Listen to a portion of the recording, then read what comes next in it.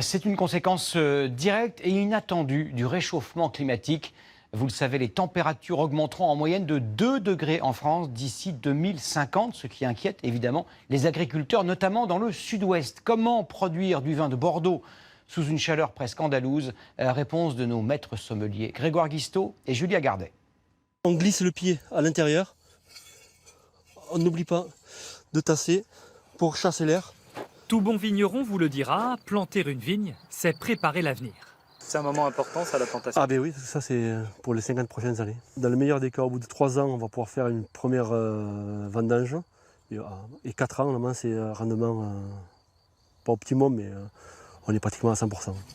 La question du réchauffement climatique est donc cruciale pour ces professionnels. À quoi ressemblera le vin de Bordeaux d'ici plusieurs dizaines d'années si la météo évolue?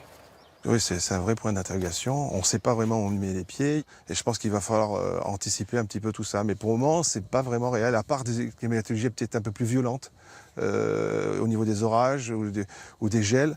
La réponse vient peut-être de ce laboratoire girondin. Pascal Châtonnet est œnologue.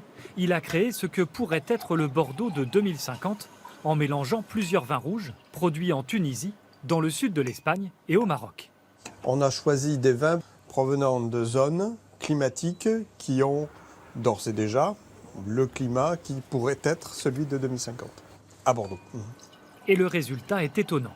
On a un vin qui est très doux, très soyeux, presque sucré. C'est un profil très différent du Bordeaux d'aujourd'hui. Le Bordeaux risque-t-il donc de perdre son âme?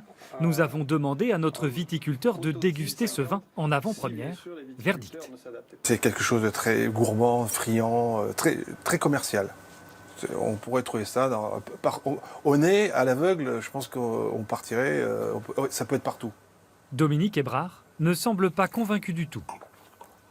Mais là, oui, c'est pas vraiment Bordeaux. Non. Pour cet œnologue, les viticulteurs bordelais devront se résoudre à terme à délaisser le merlot pour cultiver de nouveaux cépages, comme la syrah, plus résistante à la chaleur.